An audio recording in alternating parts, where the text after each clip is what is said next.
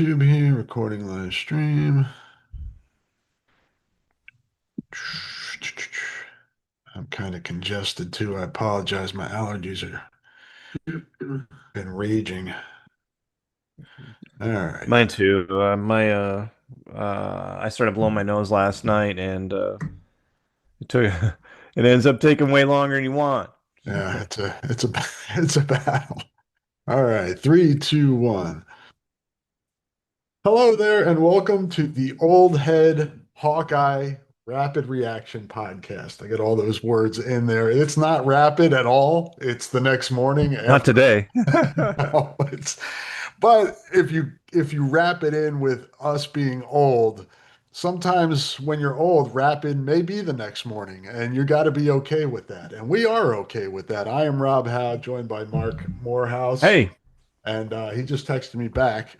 Uh, it failed. The text failed. I just for some reason resent a text that I sent you 5 minutes ago. Now we're Yeah, talking. this it's all in line with the old head vibe, man. We're just old. We're just trying to do things here. Electronics are challenging. You can hear us drinking coffee. Did you say electronics are challenging? I love that.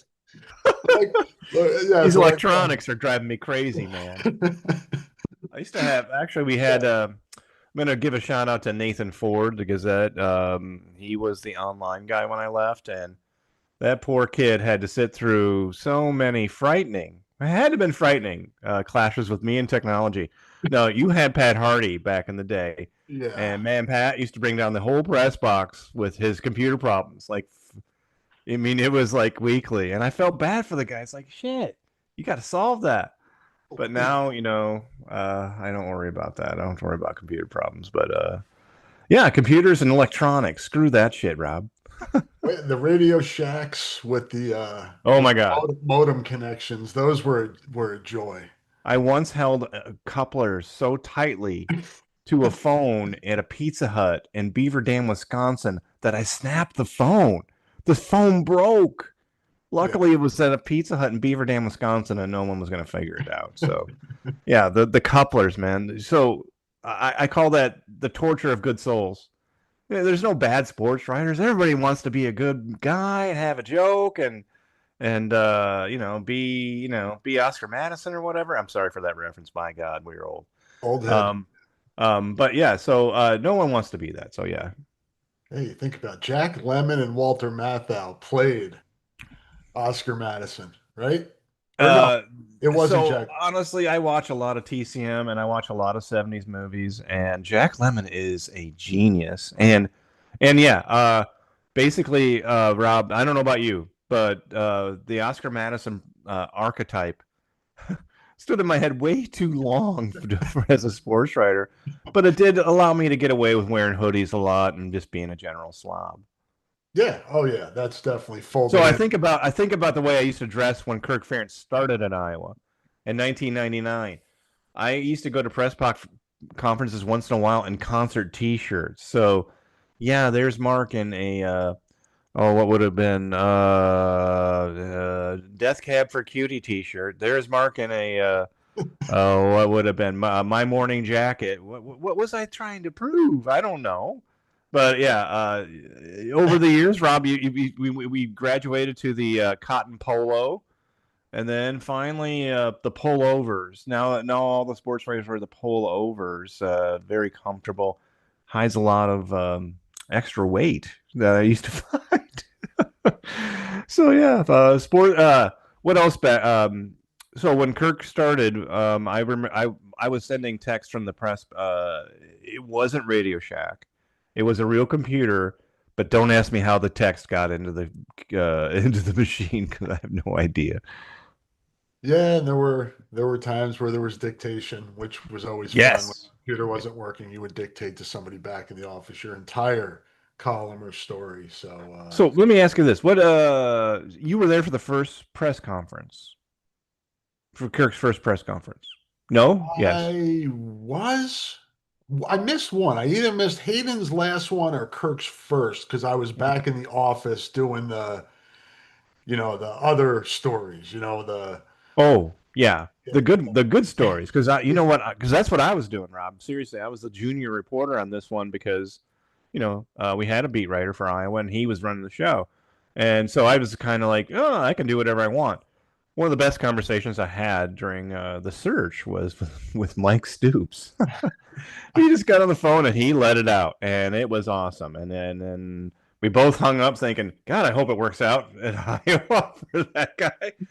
And no, it did not. So I don't remember. I remember the momentum going toward Ference, and it was very quickly after Bob Bowlesby interviewed Ference, and a lot of momentum went Kirk's way. I think, from what I've always read and heard about that, was Kirk at the time had a very, very meticulous plan for Iowa football. I mean, down to recruiting, down to um, what he wanted to look like in 20 years. Or, it was very detailed. And that really struck the committee and, kind of endeared Kirk to them. So uh, I think that there was a big plan at the beginning, and that was Kirk's in. And then you look at the organization and the thing that we saw last night a little bit.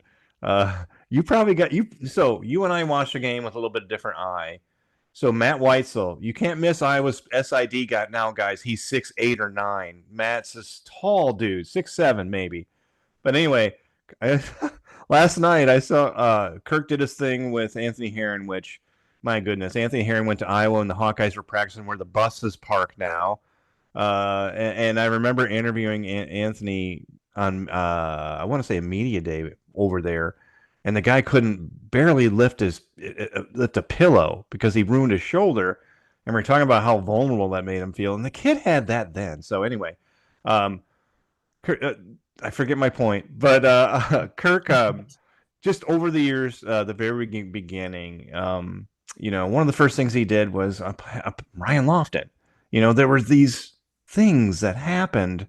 We were like, what the hell is that? So Ryan Lofton, player who was Iowa had arrested, Kirk had arrested over a stolen playbook. So there was that happened, and then that's how I got the beat, Rob.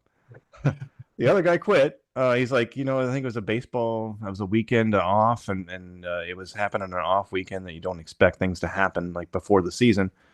And then he's gone, and then hey, here you go. And I was like, oh, okay, great.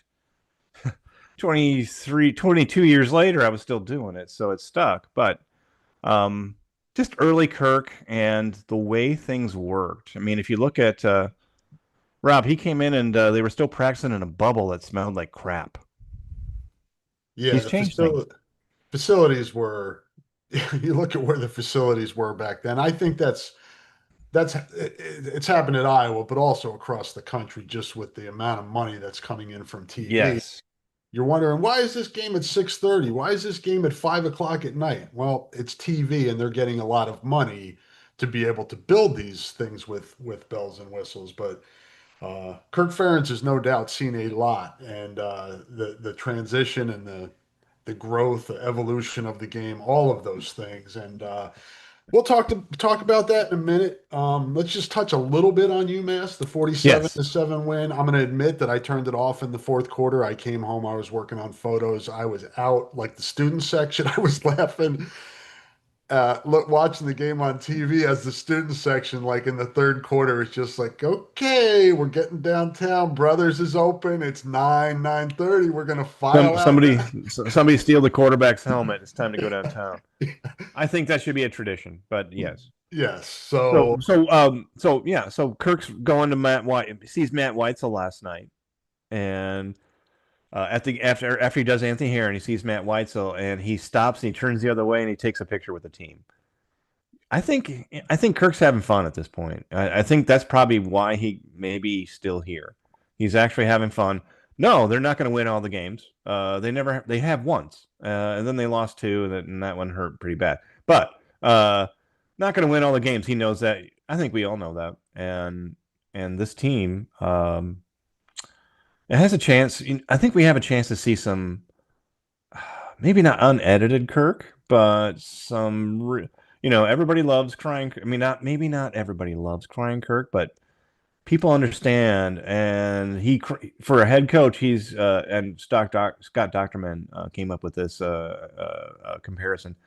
Dick Vermeil. He Dick Vermeils quite a bit, which, I think I don't know. I think that probably does endear him quite a bit for Iowa fans. One time I had a one-on-one interview with him, and we were talking about maybe his dad or Joe Moore, and he lost it pretty good. And I totally left that out of the interview. I didn't want to throw on the butter. I could have like, oh, tears, cry. No, man. It was cool that emotion can get to him like that so quickly. Um, there's the myth of football coaches being the stoic toughs out in the world, but I think it's cool when Kirk does let the emotion hit. Last night I thought he did a really good job keeping it together, and Anthony Herron went at a lot of the pinch points where I thought, uh-oh, here come the tears. Here they come. No, no, I mean, he pushed through last night, and I think he wanted to get to the party, Rob.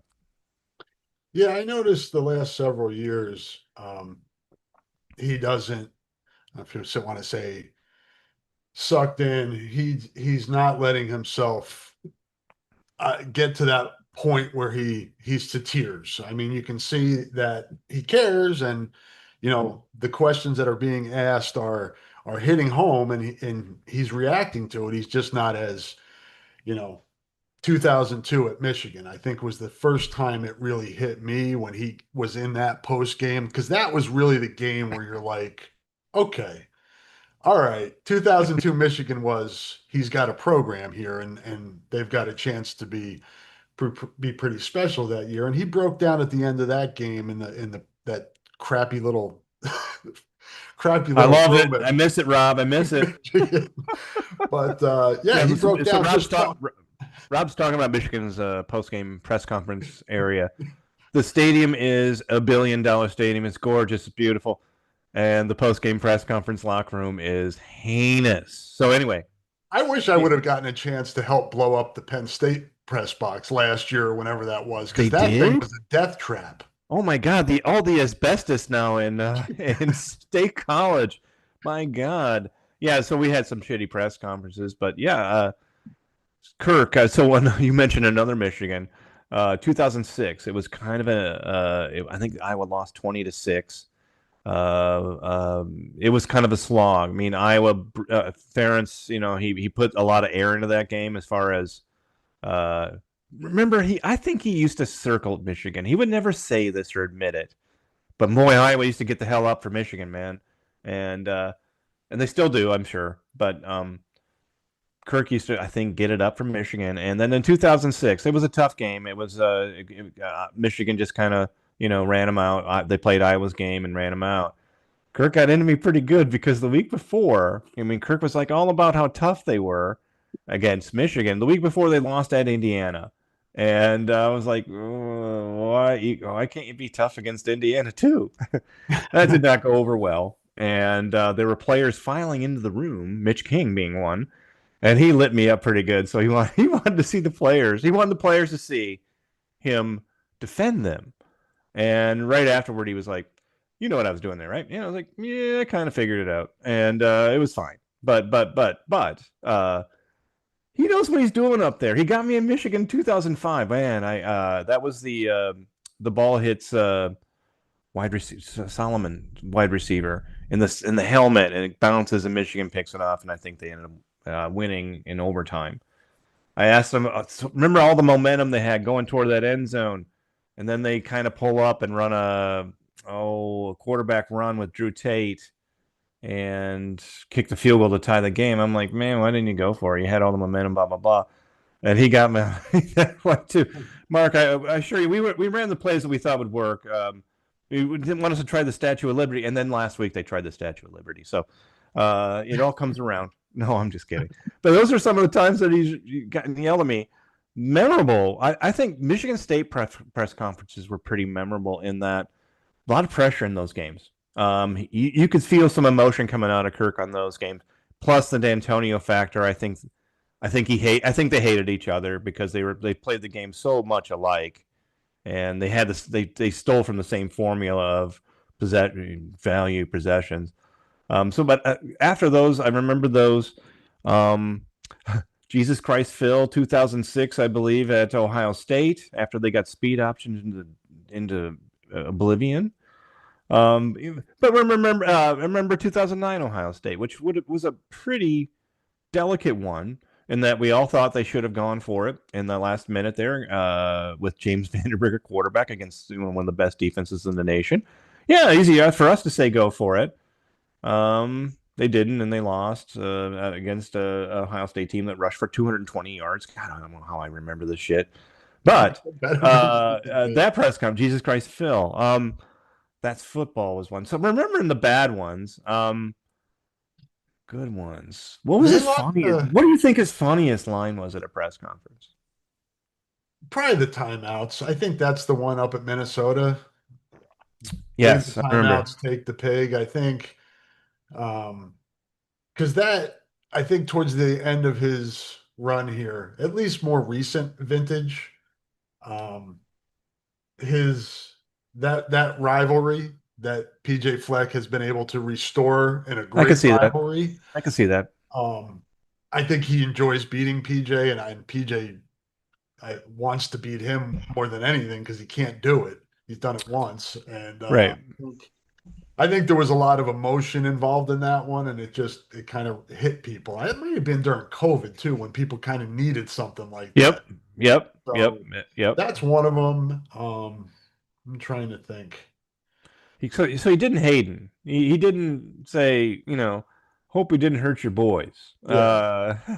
There was never really any crowing. I mean, about himself, and that was one thing that did strike me last night. The first person Kirk mentions in his post game is Rita Foley. So he said, Rita, if you haven't been around the program, no, I'm just kidding. You know who Rita Foley is. Her husband Bob was the cut and paste guy at the Daily Iowan when I was there with John Shipley, who is now the sports editor at the St. Paul Pioneer Press. So Bob was a great guy. Bob was hard on us. We were college kids farting around with deadline, and Bob hammered us.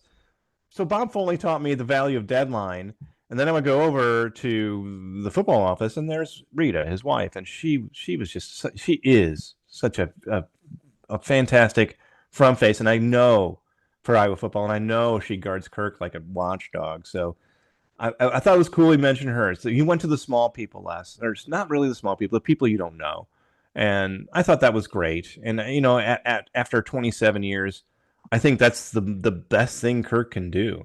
Shine some light on some of the names and that's the story I'd probably be doing. I'd be talking to Rita. I'd be talking to Paul Federici probably if he would talk to me. Who knows? Um, I would be talking to a lot of the faces from the past, a lot of the people who are behind the scenes, and then ask them. I mean, they're not going to say, oh, he's a great coach or oh, he had these bad moments. No, and that's not what you're looking for. You're looking for those moments where quintessential Kirk moments, where he surprised you or where you see his routine and how his routine something's missing from his coffee, it. So stuff like that. Um, this is I think, what? So here's what Kirk's fighting, I think. This could be easy, it could be a big nostalgia cake.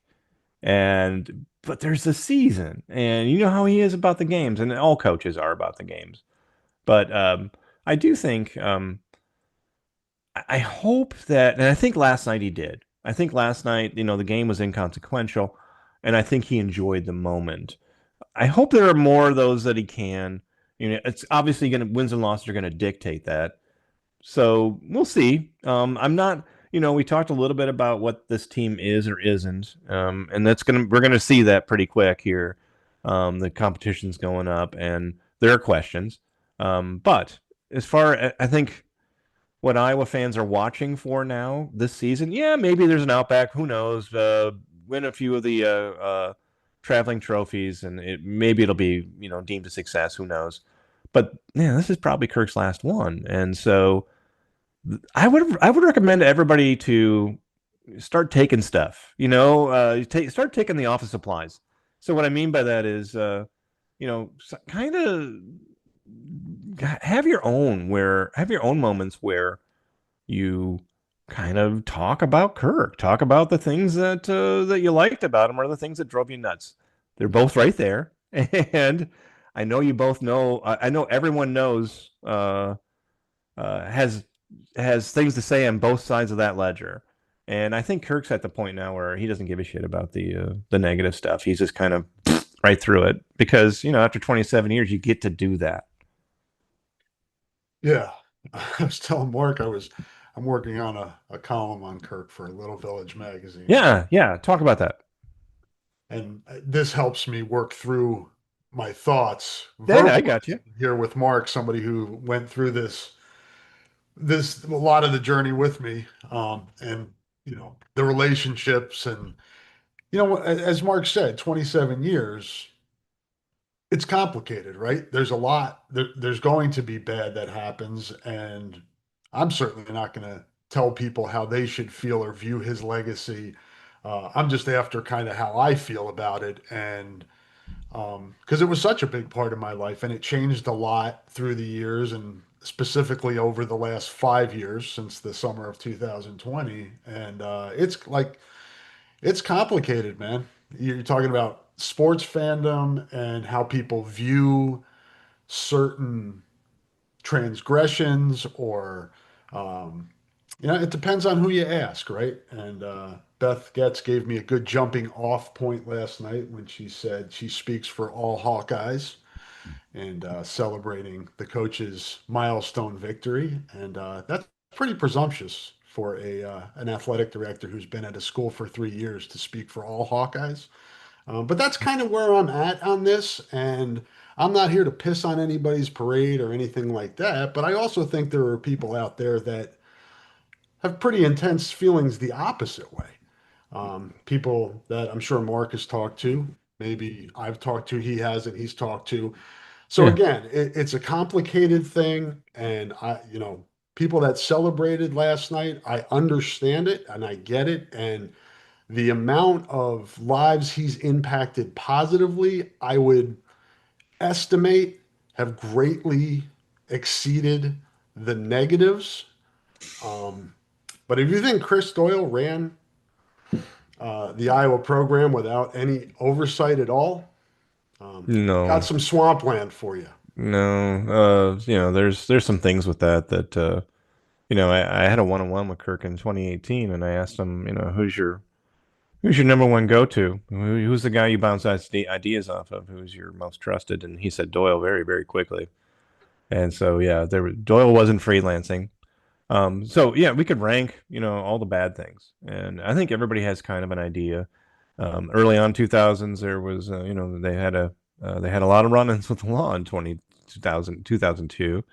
I think, Um, like you said, the Ryan Lofton one was like, yeah, that was right out of the gate. So I'm like, this yeah. is gonna, that kind of set the stage for this is, you know, So it's dramatic. I mean, so the one thing that I would say, there were a lot of drama. There was a how lot of about the drama. signing of the contract too? That was kind of hanging out there. Remember that Jesus, story? that was 2.5 years. Yeah. So I actually went down to the oh damn it, Rob, where do they have the talk show? Carlos O'Kelly's. I went down to I was Carlos there for the O'Kelly. John Butcher one when the John Butcher Sam I'm sure we Aiello ran thing. into each other, but I went down for the contract signing, and it was he was happy, but he was like, fine, let's play some goddamn football and not worry about that. And then they went out and beat Penn State, I believe, that weekend. Yeah. So yeah, I forgot about that. Yeah, so Kirk at Iowa, look at everything that, I mean, we're talking about life and history more so as much as we are talking about football. So we all went through this with Kirk as a head coach. We went through the internet. He processed how the program needed to use the internet. It wasn't great at first, then they figured it out. Internet, and then there's a certain drama that comes with living in Iowa City, Robin. You know this. It is fishbowly. Downtown is the one place you can get in trouble for the most part. So, and where are you going to go? If you're a kid, you're going to go downtown because that's where all the people are. So there was a lot of drama, and I think Iowa City is set up that way. I'm not sure any coach would have handled it differently. I mean, there are a few things we want, and then we get to the trials. There's always that stuff. So I think life happened. I think if any coach has been around for 27 years. They're going to have marks against them. I mean, that's living. That's being a coach. And part of being a coach is telling people, no, your shit sucks and you can't make it here. And that's the part that I'm a little squeamish with, Rob, and I think you probably are too. Um, I covered that stuff and I just wrote kids off, and then I got a good bite in 2020 how that went down with people and how me writing them off went with them, and hearing that coming from people, and nothing specific, but just okay, that guy isn't making it here. I'm sure he'll be gone. I would say that in a podcast, and then I heard how I'm sure he'll be gone worked, and then I had to get out. Then I'm like, okay, that's how this sucks. You pulled the band-aid right off. I've kind of just did the slow burn to the point where now I'm just kind of on the periphery of this. But again, we have some institutional knowledge which will help me write a column like this Yes. and try to be balanced with it. I'm not trying to drag somebody that, for reasons that they don't deserve to, but I also think it's important to tell a complete story and to acknowledge those people that Mark is referencing that maybe have a different view of things that are important too, that they are Hawkeyes, that they went through the program, that they you know invested. So um, again, it's up to the person, right? It's up to the individual, and there's a lot of psychological studies on sports fandom and how we process information, how we may accept things in life, uh, or not accept things in everyday life that we accept from our sports personalities and people that we root for and all that. And really, ultimately, with Kirk Ferentz, nothing he did was a deal breaker for people that support Iowa football. Because I was there last night for a really, my wife came up with this, so I'll give Catherine credit. She said, "It's not UMass, it's UAss." And it was you. It was not good football, Mark. It was one of those games where you're like, there is absolutely no chance that Iowa's going to lose this game. But there were 70,000 people in there screaming their head off to watch Iowa beat the tar out of a awful, awful team. And that's ultimately the judge, right? Do you still support somebody? Do you is whatever they've done, is it okay with you? Is it not a deal breaker? And that's kind of where I let it fall, at least for my view of it. That doesn't mean that's how I have to feel. So yeah, deal breaker. No, I don't think there are any. I think maybe James Daniels Day is probably the closest meteor, and I'm just going to kind of guess my way through that and say, the president then it was the business guy Bruce Harrell and Bruce Gary Harrell. Barta. The Bruce Harrell So, Gary Barta combination was yeah, special. so I'm guessing Bruce said, "Hey, I need a head," and Kirk spit out Chris Doyle's name, and that. So we bring that up. That's a festering boil for Kirk. I think that they hate each other now, and there is no peeling Chris Doyle out of Iowa success through the 2000s. There's no taking Chris Doyle out of that. He had very much had a. So there's that complicated legacy, and that is from we can talk about it, but somebody asked Kirk. I mean that is something that has to come from him as far as the Doyle, that split. Um, and then another thing that probably drags on people is how he hung on to Brian. And I'm sure at the end, and so what don't we hear? I am sure at the end that Kirk and Brian were like, "Hey, this isn't working. You got to get out of here." And we were probably a season away from that happening. I think they're going to let that season happen, but Beth walked in and changed it. So what's next for Iowa football? Her idea is next. What's now for Iowa football is so I don't know how much room people are going to want to be nostalgia with Kirk. I mean, there are a lot of great stories. Somebody asked me last night, Kirk's greatest game, greatest moment, and I quickly answered 6'4". I mean, that's all I had to say. 6'4". People get that. Um, I don't think that there is, Rob. I don't think there's a sentence that's going to be, yeah, that's the one that covers it all. And you know No, what? not for 27. 27 years, man. No, It's no, no. 27 years. That's a long Yeah. time. And you know, you never say never, but the landscape now, there ain't going to be another guy coming through that's coaching for 27 years, man, at one place. I've been thinking about that, and so I think just last night puts Iowa's logo, Kirk's name first, Iowa's logo next, at the top of a pretty damn elite list. I mean, the elite as far as coaching names go. And I'm thinking, okay, every time this comes up now, Iowa's going to get some free advertising. They're going to be the logo. There's going to be Kirk's name, the logo.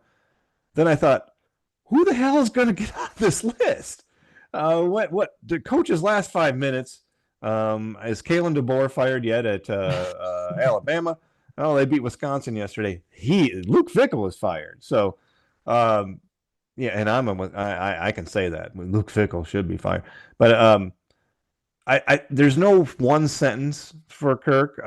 There's probably a book. And I hope the book includes a lot of players' names because whether you want to, I don't mean to be cynical with this view, but the coach is at the top of a very human ladder in life. All coaches are. You go from the SID Matt Weitzel, who was telling him talk to this guy after a game. It means so many voices in your ear. Managers. I see Brian Ray taking a picture of Kirk's every movement last night. Brian Ray is a former Gazette photographer who now is an Iowa photographer. He's the big feller who looks very, very Irish. You see on the broadcast. Super sweet guy. You guys would love him. But there are so many support staff folk that should also have a say in that sentence. And that's the story I'd be writing, and I don't know. I don't know when the hell I would have written it. Would have been one of those deals where I would have gone to the press conference and maybe asked one or two questions on that topic, and then put it away for another 3 weeks, and then go at it again, and then hey, then all of a sudden there it is. But that's the story I would have worked on. How many voices, and and I hate. I don't mean to be negative. I don't mean to dwell on the bad things because this is a positive thing here at the end. But I would love to talk to James Daniels. I mean, I think that would be on his coach, on his position coach. I think it's somebody he knew well. And, if you look back on that day, he took a lot of bravery for what he did. And it did open a door to a discussion that Iowa football needed. Yeah, it did. And I don't know how much things have changed over there. It seems positive. I mean, just from my far, far away eye, it seems positive. I don't know how negativity would bubble up. I mean, you'd see it on the field maybe, but it seems placid. I think everybody kind of knows where this is headed. I think and the one thing I did see a quote last week. Somebody did ask Kirk about retirement, and he was pretty obviously non-committal. But he did say something about, hey, they have a couple guys that they like and they would like to have considered to be head coach. And I thought that was interesting. And that is a story that's probably going to be, you talk about negative recruiting and age and stuff. Every time Kirk pops his head out of the hole when he doesn't have the locals, he's going to get pillared with when you're going to retire type of stories or thoughts because that's every columnist in the Big Ten is going to, is going to get to him. I don't know. Are there any columnists left in the Big Ten? I don't even know. Halas is still there, but they'll get to him and they'll write a piece on him, and they'll maybe want 5 minutes with him on the phone, which they probably won't get. But he'll come up a lot, and there's going to be a lot of debate. I mean, should be a lot of debate from fans too. There are going to be fans who I know a lot of you guys used to dress like Kirk. I used to see the polos up in the stands like, hey, there's a mini Kirk. And I used to have a phrase, mini Kirks running around Kinnick with, they're wearing the coach's gear. And frankly, I'm the level of college football fan where I may have done that myself because, my coach is my guy. And so I get it. I get that. But then there's also people who hate the conservative play calling. And then there are people who, can't get over James Daniels Day. So everybody's going to have a say in the sentence. I don't think now is the time for really, irrational ranting, but now is a time if you have beefs, bring him up. I think he's at the point now where I think everybody's at the point now. Okay, that's certainly a beef. You're right. And here's your sucker. Thanks for stopping by the doctor's office. I mean, it's Kirk has won. I mean, he has won. There's no more verdict. There's no more 27 years of football. No one's going to do that. So I brought up the list. I don't even know who the next person would be on that list. I think Seth PJ Wallace. Fleck. PJ Fleck. Yeah, Seth he's Wallace gonna, is he's Kirk's gonna have to guy. be at Minnesota 200 years to get to 200 wins. I thought you were referencing who would be next, who's Kirk's replacement, and I think it's Oh, pretty clear oh. that Do you remember Fleck when he was at Northern Illinois? He was at Kinnick. Oh, the week before Kinnick, I think Teddy Greenstein asked him where he'd want to be, and he said Iowa, right? Boom, Iowa. And I was like, whoa, that's interesting. And so that was in his head for a little bit. I think it's definitely out of his head. When you're at coaching Minnesota, you can't coach in Iowa. You can't go over there. You can't cross that line. Um, and I think Iowa fans, oof, that would be a tough sell, Rob. I think he's douched out of Iowa fan.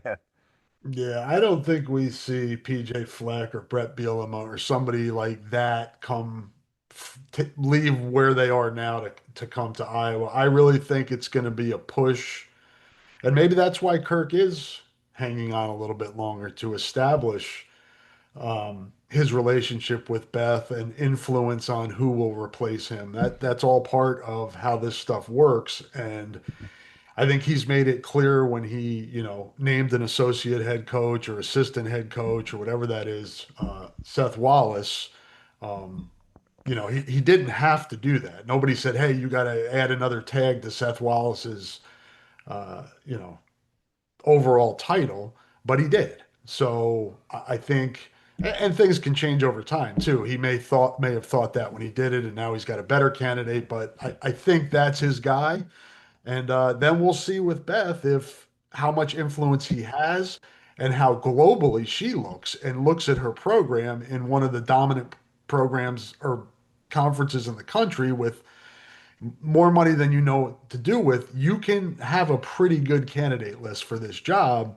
How much does she open that up? And then you get as we talked about earlier, Iowa is very communal. It is a very, are you going to bring an outsider in and is he going to work Todd Licklider, Steve Alford, uh, go down the list of guys that didn't work in other sports that Kirk has coached Quick, alongside just for 27 years. quick aside. Did Fran McCaffrey work? Yeah, 15. He was Tom Davis. Tom eh, Davis. it's Iowa basketball, Rob, right there. And I don't mean to be mean, because I enjoy Iowa That's the basketball. ceiling. It's been the ceiling. It's No, just what it is. it's Other true. It's than, true. I would say Fran McCaffrey kind of worked. He was a version of Tom Davis. yeah, he was the modern Tom Davis. Get you to the tournament, maybe win a game, get out in the second round, come back next year, borderline NCAA tournament, NIT. We're figuring out where we are. Are we on the bubble? But that's that. But you don't have that same comparison really with football because it's friggin' 20 years of Hayden, No, 27 years of Kirk. There no, really isn't variance there to have a comparison of what it's, examples of how it can go. yeah, yeah. There's two examples for the last 47 years. Yeah. They were talking. Half a I saw. century. What's that? Half a century. Half a century. So 25 Yeah. years. Kirk, 1998. So they went 1-10 that first year, and I got the beat. And the only the only game I missed because I was still covering Iowa State was the win. So I I was missed the there. win. I covered 10 straight losses. Yeah. So um, going back to it, just yeah. So it's complicated legacy, and I don't think there's any right answer. I think there's going to be when Kirk talks about it, and I think you brought up a great thing I thought last week is you might just get an email saying, "Yeah, bye everybody, that's it." And you know what? He's a pretty private guy, and living in the state of Iowa, he everybody knows who he is. So he's going to get some votes on how this is either way, but um, I I don't think it's a negative thing at all. I think there are I think the people who have a good feeling about Kirk's tenure at Iowa are the majority. I think the majority. I look at my brother-in-law. So my brother-in-law, pretty big Hawk fan, a graduate of Iowa, and I asked him. I used to ask him when I was a beat writer about, what do you want to see? What do you want to see out of Iowa? What do you want to get out of this? What makes you feel good about it? He always had a good answer. Kirk runs a clean program. Not a lot of cheaters running through. They're pretty straight up guys. Not a lot of controversy. There was a value to him being stable, as stable as you can be as a college football coach in a major program with kids' social economics riding on your decision making and your assessments. So, um, you know, did he? It's there's no one thing, and we're trying to. I think we're all kind of just trying to sum up, and there's really no summing. I mean, there's no one sentence for this. There's no one thought, and it'll be interesting. So it'll be interesting to see some of the piece. I'll read your the little village piece. It'll be interesting to see the people that who have been around for the longest time to see what they write, to see how they reflect, and there can be some reflection. There can be some rumination. Reflection to me is where you think positively about something and the experiences you had. Rumination is thinking about that thing that you screwed up and it drives you crazy at night. So, um, both sides have a voice here, and that's how it is. And I think most Iowa fans understand that. I think most Iowa fans have been frustrated as hell with Kirk at certain points in his career because it's been 27 years, and that's football, man. And there I just said it. I'm going to make a T-shirt about me now for saying that. So, yeah, that is football, and that is life, really, and that's where we are. I mean, I don't want to say Kirk Ference's life, but when you think about one quick story. Uh, what is that when you get proctologist? It's when you get the 50-year-old exam, the camera up the thing. Colonoscopy. Colonoscopy, that's the word. Thank you. So I got a colonoscopy at St. Luke's in Cedar Rapids. I want to say it was 53, so about 5 years ago now. And so they give you a roofie, and you're kind of watching a movie, and you're kind of having drifting in and out, and hey, there's your colon. And my wife was with me; she was driving me home, and and I'm out of it. And they asked me, "Do you have somebody who can drive you home?" Because they it was a different room. They did it. My wife was there, and I said to him, "Kirk Ference." That's how poisoned my brain was. Hey, I try, yeah, Kirk, give me a ride. And my wife said that everybody started laughing. So, uh, it That gets that lines up with the rabbit hole I went down this morning about the psychological, just the you think about, cognitive dissonance and social identity and all those things that come with sports fandom. I think it's in the subconscious, man. And a lot of times and that's what I'm talking about when I'm trying to write my column. I'm trying to get away from that, push that stuff out and just see things for what they are and trying to it's so complicated, right? Do you ruminate? Are you reminiscing? Is it, how much of it is nostalgia? And all of those things are at play. But again, I go back to ultimately, Kirk Ferentz won enough to keep a major college football job for 27 years. He won enough where his bosses said, we're making enough money. The fans are engaged enough. You're putting asses in the seats. We're selling merchandise. All of those things we've got more positive than negatives that are going on um, to get to 206 wins. And by the way, 125 losses of Kirk Ferentz's are the most in Big Ten history as well, which also speaks to this point of survival, right? yeah, And yeah, longevity and being yep, able to do something in a business where you're let go pretty quickly if you're not getting the job done and you're not putting asses in the seats, you're not making the university money. You don't have enough clout, enough equity to be able to do that. He built that up over time. My point is that doesn't get rid of Rabdo. And that doesn't get rid of giving Chris Doyle an award after that Rabdo. And that doesn't get rid of two studies, one internally and one externally, proving that you had racial bias in your program, which is racism in your program. To me anymore, Mark, I used to be able to do what a lot of sports fans do, which is that pushing it out and making excuses for my favorite Mets shortstop, who was, you know, Jose Reyes beat up his wife, but I was okay with that because he stole bases. I can't do that anymore. I get it why sports fans do that. And that's kind of where I'm trying to dig into in this column. And it's difficult. And that's why this conversation is helpful. Yeah, yeah, I get it. I get it. I'm a huge Chicago Blackhawks fan. How do you think the three Stanley Cups fit after the Yeah. sex scandal that organization had? So, Look at um, the things at Penn State, Mark. The things with Urban Meyer at Ohio State, allowing, Brett Favre right now. I I can't mean, tell you how much I love Brett Favre it before. goes on and on, right? Yeah, But you get joy out of it, right? It's community. absolutely. So that balance is really difficult. It's fascinating to me because I've lived in the other part of that world for so long where I Mhm. just was gliding along that now being more conscious about it. And I know people are probably listening to this, hey, hippie Rob, you know, he's trying to find himself, things like that. But in a way I am, because so much of my life was the identity of being a sports writer and covering people that it was more that than sometimes listening to people and observe Yes, and yes. I have guilt over doing that and then finding out what I found out in 2020. So that's changed my life. Yeah, no, I get it. The 2020 thing for me was I kind of I totally internalized. I don't really blame anybody for that. I mean, Doyle definitely ran out of bounds.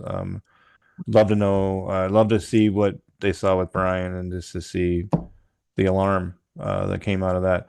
Um, It's so, complicated though, but for right? me, what's that? Because another example, and I'll let you get to your point. Yeah, yeah, yeah, I was seeing a photo of D-Rob, Derek Robinson, who passed yeah. away recently. Yep, yep, Rest his soul. Was yep. a cool Absolutely, dude, man. he was a sweet kid, sweet kid. Art major. I mean, just he was a really cool dude, but and loved. But I saw a picture, and it had David Porter in it, Jonathan Babineau, and Chris Doyle was standing there, right?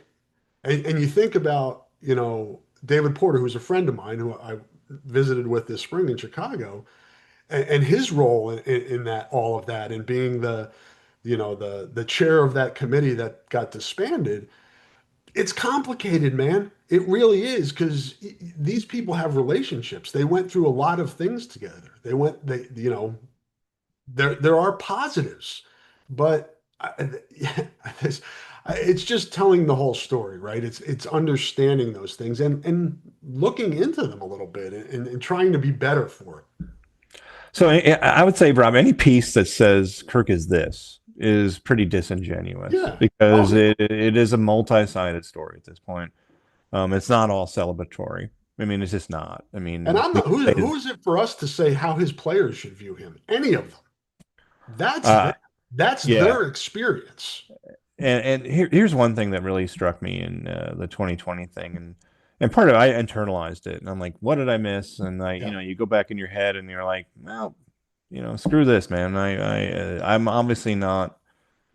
There's a part of me that just didn't sense it, and that's a flaw in me, and I probably shouldn't be doing what I was doing. So, time to go in my mind. I was very harsh on myself for that, and I was disqualified at that point. I'm like, okay, I'm done. And I just had to figure out my way out. Definitely But feel those. I what's that? definitely, I definitely relate to that. I mean, I was Uh, I was Okay. already on my way out. I mean, Yeah. so I was very intentional. 2018, I was like, okay, if I'm still the beat writer, because after a while, being the beat writer, let me tell you, it's an identity and it's your role. And after a while, it's like, Jesus Christ, why am I the only one making calls here on a goddamn Friday night, 22 years into this? Like, I'm good. I'm good with this. But there was a little bit of fatigue. There's a little bit of what did I see, um, and and that's what it is. I mean, that's what do you see and how do you perceive it? And I think a lot of Kirk's legacy will be, it's going to come through Iowans, and it's going to come through Iowans. So there'll be some earnestness. It'll be positive because that's what people want to see. It It doesn't makes mean, you feel good. It makes but people yeah, feel good if yeah, it's positive, right? You don't yeah, want yeah, to think about the negative. You don't want to dwell on the negative. We saw right. And that this week it, in, but in world news. yeah, yeah. So serious, yeah, totally. So seriously, um, take them in, and as far as a fan, take in the retrospectives, and come to your own conclusion, but read them because I think Scott, when he gets there, will have something to say. Chad, will have something to say, and Chad, he has a long history. He kind of started covering Iowa when I did at the Gazette 20 whatever 5 years ago now. Woo, damn. But read those and see what and come to come to your own conclusion, with Kirk, and it's there be what you can be mad at him and you can love him. That's how it is. You can be mad at him for punting from the 38 too many times in his career. Or you can be mad at him for the off-field stuff, the drama. But this stuff it's everything, Rob, everything college football is built on the dreams, realistic or unrealistic, of kids. And you just hope the kids don't get hurt as emotionally, just for being there, for participating. They'll be rated. They'll have to keep, and that's the one thing that you have to follow the rules in college football. When you commit to a program, you're committing to their rules, how they run things. And if you don't keep up your end of the bargain, and a lot of the guys who went up in that lawsuit had strikes against them, flunking Spanish, whatever, there were a lot of I lost my train of thought because something popped up on my computer.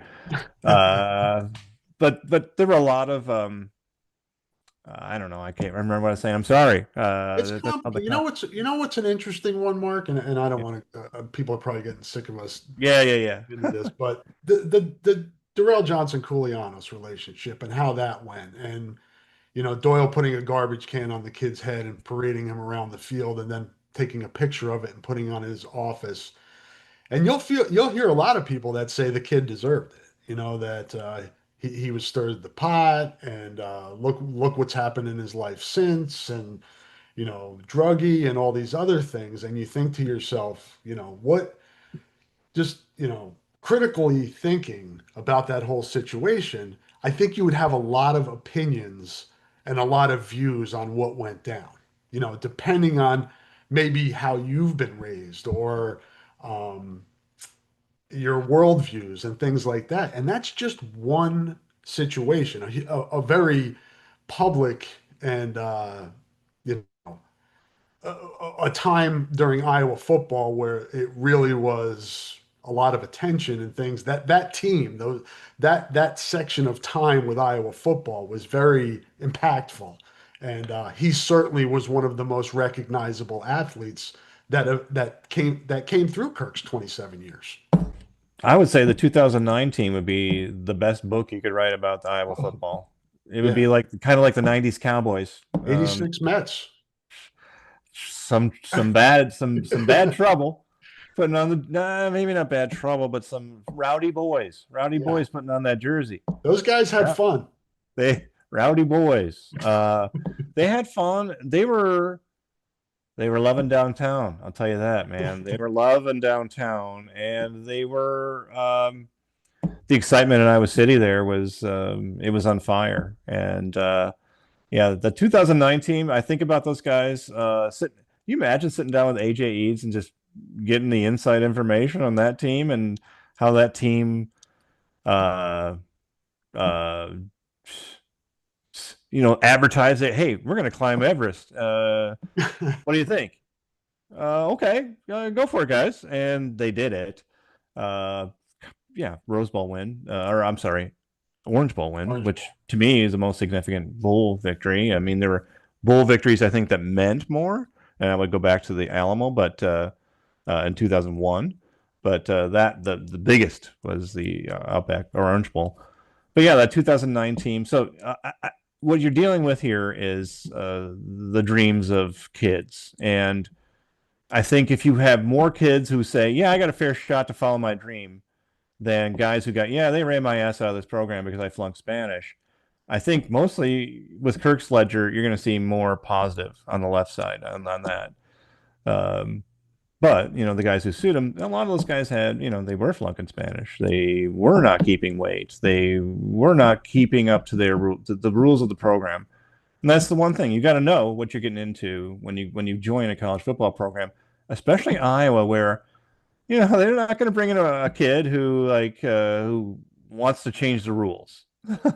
That kid ain't coming here. Maybe that kid's going to Oregon, or maybe that kid's going to Notre Dame or whatever. But they're going to change things for you. You got to kind of know what you're getting into. And if you look at a lot of Iowa players are players who have that dream and really believe that Iowa is a place to make it work for them. And that's a lot of hope and dream. That's a lot of hope and a lot of work going into the dream. Um, not everybody's going to get what they think. Not everybody's going to get what they put into it for sure. And how that plays itself out will probably be the punctuation on your Kirk sentence, for everybody. Yeah, and I think it's kind of like, again, microcosm of society. If the playing field is level going in, if everybody has the same chance, kind of like in society, does everybody have the same opportunity? Probably not. And I think there are biases. And I think that's part of what we saw. Yeah. Again, judge that how you will. It's never been a deal breaker. That's why he's in year 27. He's won enough, put asses in the seats, made money. For the most part, the image of the program is positive. And that's really kind of sports, right? That's Yeah. kind of what makes successful endeavors in sports is it's complicated, but and it makes sense that this would be a complicated legacy when you think about the length of it. It's just Yes. Yeah. Yeah. there's a lot. You're literally talking about the 2000s, Yeah. and we're into 2025. So you're talking about 25. People have retired. Rob, people have retired during Kirk's tenure. I think of the people who are still hanging in there. It's like, holy shit, And how then are you you still think doing it? about it, Mark, and there's like what we've talked about is like more of a deep dive into the legacy and kind of a lot of the nuance and intricacies to that. But for a lot of people and sports fans, it's about wins and losses. It's about not having beaten a ranked team the last 10 times you faced one. And I think, and we'll use this to kind of segue out, towards the end of this podcast Yeah. is how is this going to end up for him from a success standpoint? Because we talked about the college football playoff and that kind of being the bar. We sit here today. This team is 2-1 going into Big Ten play. For me, watching last night's game, I don't feel any differently about this team than I did before the game. There was nothing there. I mean, they hit some big plays in the passing game, but I'm also thinking about the competition and how that's going to change going into Big Ten play for the most part. And the story's still to be told, right? If this is his last year, like you seem I'm to feel it is, I'm just saying. I'm just saying. what's That's it where going to I look need to do like? it. Do they make the playoff?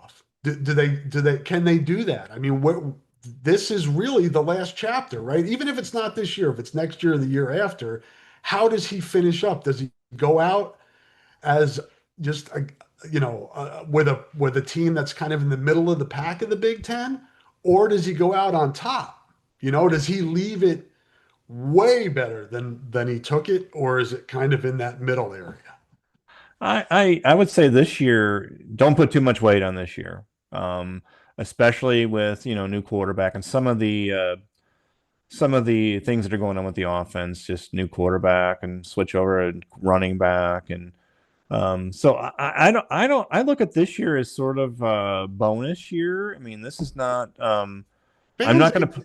you're being too damn nice. The I fans out there, and Mark is out of I his damn just mind, I man. We can't got we put. paid 1 million something for a quarterback, and we're freaking going the Outback Bowl again.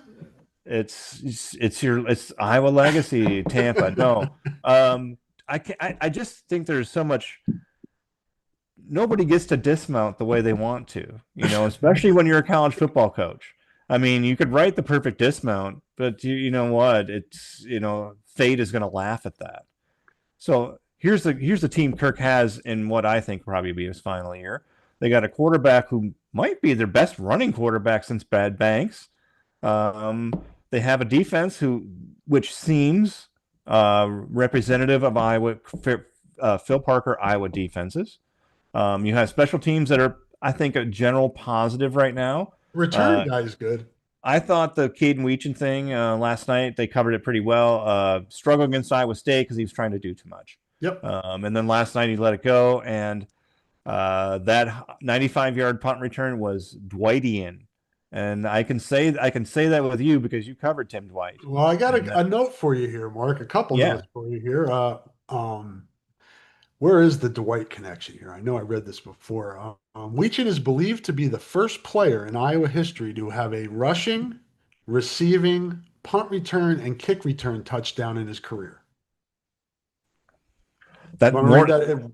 so more Rushing, so. receiving, punt return, kick return. He's got So a which one touchdown which all of one those didn't ones. Dwight have? Did he not have? I I'm mean, what guessing it was rushing? rushing, right? Yeah, that'd be my guess. That'd be my guess.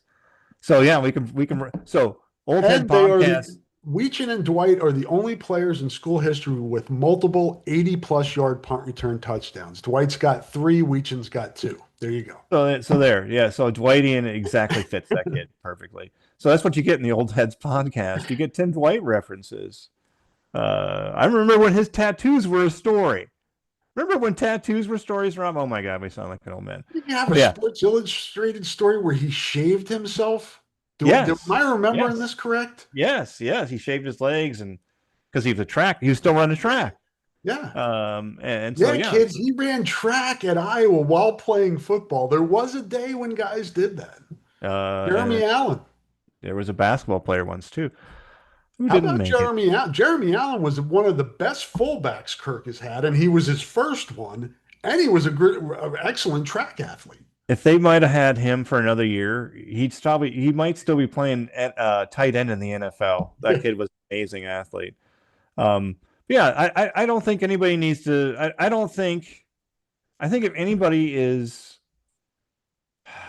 sharpening a knife for the end of Kirk, I'm not sure if it's going to sink. I'm No, just I not think he goes sure. out on his own terms no matter what at this Yeah, point, yeah. So I unless don't think, and I don't think anybody, say if anybody who's covered the beef for a long time, any national person, I don't think that there's a knife that's going to go in his belly that is going to hurt him at this point. I don't think if Pat Forty writes, "Yeah, this loser didn't take Iowa," no, I think most Iowa fans will go, "What? You missed the point." And so I think now the national people probably won't tackle it. They'll talk about how this will never happen again, which is right. But I don't think that there's going to be a missile out there aimed at Kirk as far as, um, wow, what took so long? I just don't think that he's not made any enemies. So the one thing about Kirk was he was, so you probably don't remember. It was at Penn State, and maybe you do remember. There was a there was somebody from Pittsburgh who I think Kirk remembered as a kid, a columnist, who I think Kirk remembered as a kid. And as soon as that guy asked a question, Kirk launched at him like a goddamn linebacker playing in the Yankee conference at Connecticut in the 70s. And I was like, what? And then in the back of my head, I'm thinking, that's what I'll end up like.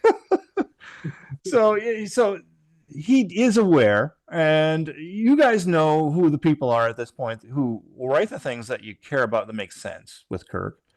For example, I don't know if I'm going to do anything yet. I'm more now into the collective experience of Iowa football because that's kind of where I sit. So I'm more interested in more what the fans think or what people I talk to on social media think, and I kind of I think everybody's on the same vibe that this worked. This worked. So, Rob, I don't think there's any knives out there flying his way. I think it'll be interesting to see if somebody ships throws one. It'll be interesting to see how the fan base reacts because I think it'll be very protective at this point. It's changed. Iowa could lose 50-0 at Rutgers next week. Maybe it'll change a little bit, but I don't see that happening. Yeah, I think, in terms of who he is and his approach and system and legacy in that regard, you know, from the years of Ken O'Keefe to Greg Davis to Brian Ference to now Tim Lester and the legacy that he's tied to with his offensive coordinators and punting in plus territory and all of the things, defense and the three phases and complementary football and all of those things that have defined him, I think those are cemented. I think beyond that, it's just what happened in those 27 years. What was the good? What was the bad? What was, how did it go? I mean, there's just a lot there. There's a lot of meat on that bone. And I certainly understand where things are at now. And again, it's the psychological aspects of sports fandom. And I won't go into some of the stuff, the Uh, rabbit hole I went down to with. one thing that you might want to consider is just how the game has changed. Oh How the yeah. game has changed during Kirk. Remember when we started writing about the spread offense? I was like, "Oh my God, look at this magic, Rich Rodriguez! Woo! Look at this voodoo!" And Kirk was there, roll up his sleeves. Yeah, we're gonna block and tackle. And Fundamentals, man. I think Iowa fans love the shit out of that. Honestly, like, hey, you do your trickerations. We're gonna block and tackle. God damn it, that's what we do here in Iowa. So I think you know what? I think Iowa fans they liked that. They liked that Iowa was, yeah, we're gonna run you over until we can't, and then it might go bad. But hey, that's Iowa. That's how it goes. But I think a lot of I think, and I did say this to Kirk once. He didn't really bite on it. I think he needs to fight, Rob. I think he needs to be the underdog. The guy played football for UConn. There is no bigger underdog in sports probably than UConn football. He was an offensive line coach. I mean, that's not the sexiest position, not back then. Um, he was like a football plumber until he got to be Iowa's head coach, and he's been okay as a football general too. But mostly he was a football plumber, and if you look at it, he's probably surprised as hell he's getting paid as much as he is. And then the game, how much the game has changed, and how. So we've all watched how the game has changed, and we're like Iowa fan, where we're like, why the hell don't you guys try some of that shit? And he's like, no, we're gonna block and tackle more. Next question. You're like, okay, well, there goes my story. I got to build up one dismissive sentence. But honestly, yeah, it's the style of game has changed, and I think if you think about it, we talked about a lot of social stuff. Fans are pissed off because of style of play. They get more pissed off at a style of play than anything off the style of play is more of a constant drag on the fan base's psyche than anything off and most things off the field. Not everything, but most things. But I would say that football has changed so much, and I don't think Iowa has. I look at. I think there's some trick. I think there's some dressing with what is happening with Iowa's offense now. And I used to think, well, I even said on the podcast last week, I think, hey, maybe this is Kirk leaving the jersey in a better place. Kind of showing offense looks the same. As soon as they figure out they have a pretty good running quarterback, maybe that'll become more of a thing. And then, of course, he'll get smashed and hurt. But uh, I think Kirk style of play might be the thing in the end, or might be the thing overall that pisses everyone off the most, right? It's entertainment, right? People want to be entertained. You don't want to sit Yeah. there and watch 6-4. I mean, that Well, may be, that's a specific moment in history, and that you don't see that every week, an extreme example, but it's tough watching Iowa State last week when they're just you said it that you're running plays that aren't really they're not probably not going to work, but you're running them any. That's to when you're trying to watch that as a fan, it's not entertaining, and that's part of it. Again, he's had his program at a level doing it the same way. Fundamentals, building guys up physically, getting them to win at a level that's enough to keep asses in the seats. He didn't get to where Barry got with Wisconsin. He did not get it there, but he got it to a level that was good enough. And Wisconsin has now gone down. Iowa's just maintained here. Illinois down here. Michigan State down here. He's been here, and that's kind of in a way his football legacy, right? Is to play the odds, set up the defense, just pound the ball, complimentary football, but he's won enough doing that. And that's really, you know, fans bitch, but they're still going to the games. They're still buying the shirts. They're still doing all that stuff. And that's really the name of the game, right? That's how good you have to be, is good enough to keep everybody engaged. and that's what is that? 8 wins, right? Yeah. It's To Outback me, Bowl. to It's the me, to me, Outback Bowl, man. It's Tampa. It's eight blooming up. wins is 8 wins is reasonable. It's a Yeah. reasonable Iowa goal. It is the history of the program, I think. And I'll tell you this: I think Kirk got more games than Hayden, but I think the average wins have gone up. I think from 2020 there was a little bit of a golden year. I mean, they won 11 games a couple times. Yeah, those you let those numbers roll off your back, but those are still big deals in Iowa. An Iowa team that can win +8. That's a big deal. That's a big deal with Hayden. That was a big deal with Kirk. Um, And you give people those memories. You give them 2016 Michigan, right? Not a great season. You just got your ass kicked at Penn State the week before, freaking embarrassed, but you come back and you do that under the lights to Jim Harbaugh. Those are memories, and that's part of the legacy too, right? that's when they took the coat The helmet. the helmet. That's when they took C.J. Beathard's helmet and went downtown Mitch with it. That's Smith, who was beautiful. working for us at Hawkeye Nation, talked to the guy that took the helmet. Greg Smith, Mitch Smith, who was Mitch working Smith. for he was working for us at Hawkeye Nation, and he got a hold of the guy that took it initially and got it on its tour downtown, like started the tour, and it was a That's great beautiful. story. That's beautiful. I think that should be a tradition. Just get a crappy old helmet and say, "Hey, here's the quarterback's helmet, kids. Go have fun." Wear and it, then it, drink and beer then it out ends of up it, and then it whatever. ends up in a car window smashed, and then it's a bad idea. Uh, but no, I think style of play. I think that's probably Iowa fans' biggest complaint. And you know what? That's like not liking a guy's hoodie. I mean, that's a matter of taste. No deal breakers, man. There's no Yeah, deal. There and haven't that's been it's deal a breakers matter of taste. It's not a on or deal off breaker. the field. Right, right. I'm 100% on that conclusion. Um, Rutgers next week. What time? What time is the game next week? Is that a night game? That's a Friday night at 7 o'clock. Oh my So goodness. I would expect, as long as it's cool with Mark, for this podcast to be next Saturday morning. That is all good. That is all Uh, good. We'll do that before the games and let her rip. Yeah, and you know what, Rob? As far as I'm concerned, this is going to be a discussion we have throughout. I mean, Kirk legacy for me, for us, is a big deal in this podcast because we've got 45 years in that, and so at 45 years, I think Kirk has been an A football coach for Iowa. I mean, this has worked.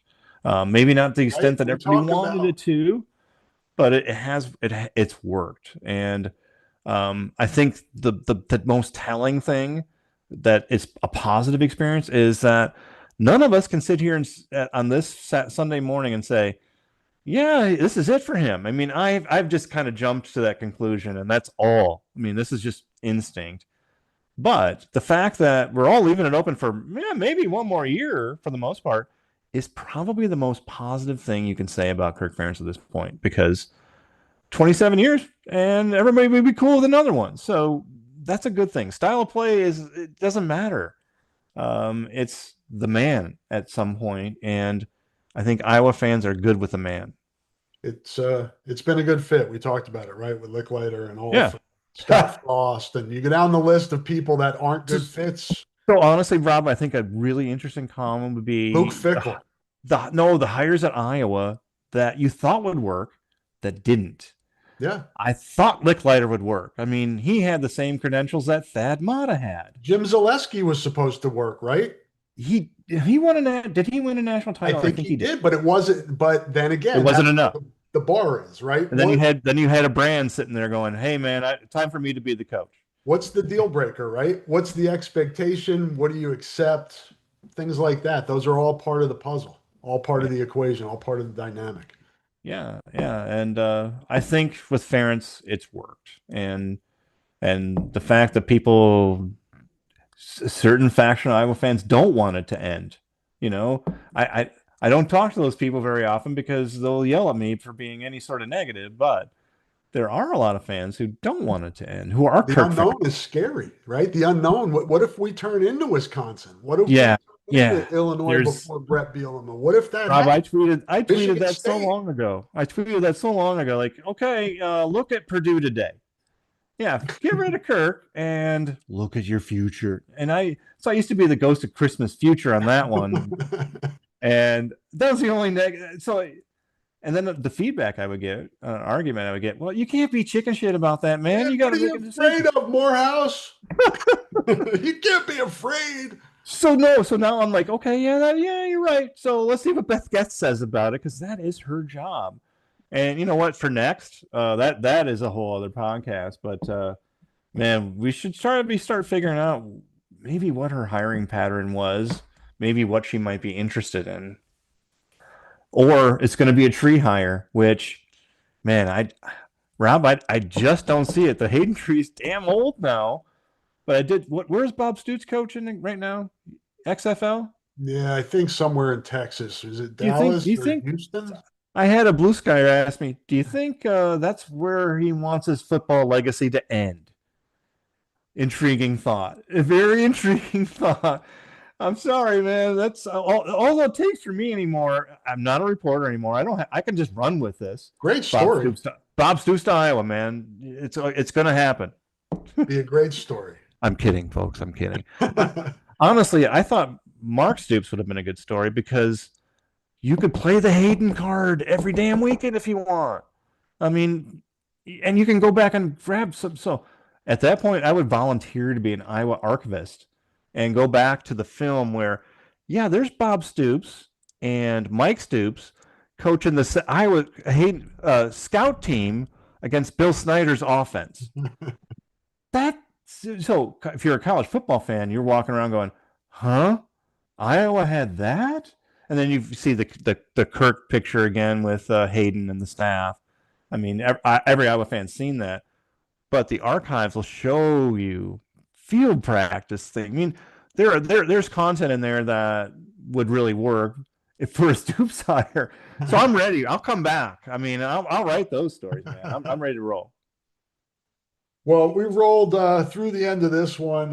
We kind of just let this go where it went. There wasn't really a need to rehash a lot of the UMass game. It's the next morning. You guys have moved on the Big Ten play as we have, and 47-7, right? 47-7. That'll cover it. Yeah, Yeah. 47-7. Caden Weechin did some things like Tim Dwight. That was really, to me, that was the game. And I wanted to turn it off after I heard UMass's quarterback was out. I was like, oh, well, this is not going to be pretty. The kid did okay. I mean, he did okay. They yeah, made I it was in through. the north end zone, and I usually judge how, if it looks like the opposing quarterback is pooping himself, like when he's in the north end zone and it's just so loud. Kid Yeah. was he was pretty calm, and I think there was one false start. Usually judge it by that too. How many false starts do they get when they're deep in their own zone in the north end zone or north zone of the field? So yeah, he did Tell you okay. He what, just didn't have I enough. would, if I had billions, or if I won that Powerball, I would give Iowa just enough money to make the south end zone into a north end zone, Yeah. so you can mash that up and make it the loudest goddamn place in the Big Ten. and it's pretty damn close right now. And it was loud I'm last not night. I'm not rich. I'm sorry, everybody, but that's I would match up your stadium and somehow make the south entrance the front porch that I think Kinnick is designed for Yep, now. yep, yep. Right off But of. but I also think last time I talked to Bart on that, Rob, was they wanted to get rid of the east stands because those are the oldest now in Kinnick. So those are I think that they redid them a little bit. I haven't been around, but I think they did redid them a little bit. I think that's the next new thing, and then now we're just spacing out The here. interesting thing about that is, and I know we got to get out of here, but ideally you would want to put luxury boxes on there on Yes, that east side. you End of the can't. first quarter, they're waving to the kids in the hospital. Yeah, yeah, How high are yeah. you going to go? How many kids you're You, going to shut out? yeah, yeah. So you got to find a different place for the Yes. luxury boxes. Yeah, because the kids, yeah, that's become a bit of a staple. Yes, I think that's probably worth protecting, even though, there's a lot of money to be made. And it's tough Yeah. sometimes. You get conflicted You don't know when where to money's make the involved. money. I think I will be okay. We'll be okay. We're Yes. old. That's why we didn't do last night and we won't do next Friday night. We'll be next Saturday morning. Look for us around this time next And Saturday. then football, and then Yes. college football.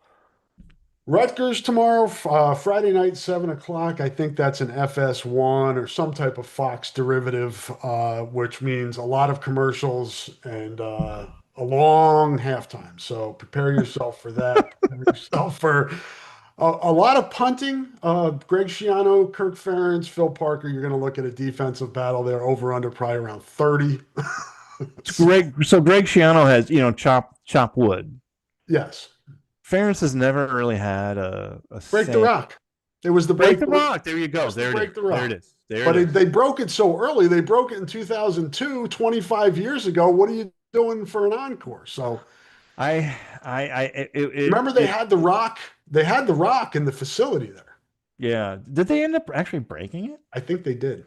I think they did too. I don't remember that, but I think I remember one of the players telling me. Um, yeah, Doyle was always good for bringing a toilet in after the Arizona State game in 2004 where they got crushed. Yep. They smashed one of the trophy thingies. They held the trophy once. What they'll sacrifice in the name of motivation, Rob? All right, folks. Thanks for listening to this podcast that kind of just meandered, and uh, Hopefully, it makes sense out of it. it was a little bit of a look back at what we've experienced during the Kirk Ferentz era. That's kind of what Yeah, we're trying to get across to you folks here. Hopefully, we did a decent job of that. If not, sorry, and we'll try to do better next time. a lot to consider, guys. And so I would say this. I would finish with this.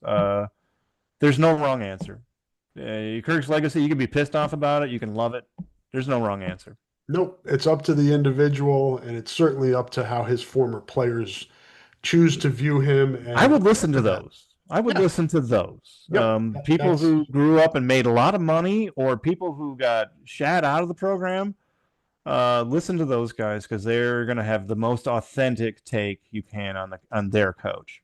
Amen. Yeah, it's a good time. It's a good time in our this point of history to actually listen and read and Listening is good. Listening is yeah, good. facts and things like that are great. So if you can get those uh, and insight, go for it. All right, folks. Thanks for listening. Old head, Thank you. Hawkeye, rapid reaction. We'll talk to you next week. Bye.